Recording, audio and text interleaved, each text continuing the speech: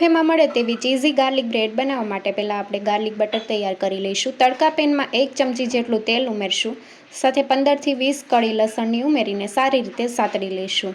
હલકો colour change થઈ ગયો છે, લસણની કળીને એક બાઉલમાં કાઢી લઈશું। બટર ઉમેરશું, લસણ સાથે બટરને સારી રીતે મિક્સ કરી લઈશું। લસણને સાતળીને લીધું છે એટલે એકદમ સોફ્ટ તૈયાર થઈ ગયું છે। સારી રીતે બંને વસ્તુ મિક્સ થઈ ગઈ છે। હવે થોડા કોથમીરના પાન ઉમેરશું, સાથે મીઠું ઉમેરશું। મીઠું પ્રમાણસર ઉમેરવું, બટરમાં પણ હોય છે।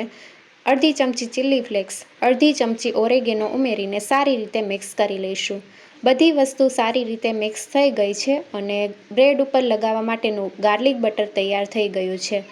બ્રેડ ઉપર 1 ચમચી જેટલું ગાર્લિક બટર લગાવી દઈશું અને હવે ચીઝ ઉમેરશું। ચીઝ મોઝરેલા લીધું છે, તમે પ્રોસેસ ચીઝ પણ લઈ શકો છો। બ્રેડને શેકવા માટે ઢોસા બનાવવાનો તવો લઈ લીધો છે। બટરથી ગ્રીસ કરી લઈશું અને બ્રેડને 2 થી 3 મિનિટ માટે કૂક કરી લઈશું। ઢાંકણ ઢાંકી દઈશું, ચીઝ મેલ્ટ થાય ત્યાં સુધી થવા દઈશું। મીડિયમ ટુ લો ગેસની ફ્લેમ ઉપર ચીઝ સારી રીતે મેલ્ટ થઈ ગયું છે। બ્રેડને કાઢી લઈશું। આ રીતે બધી બ્રેડ શેકી લેવાની છે।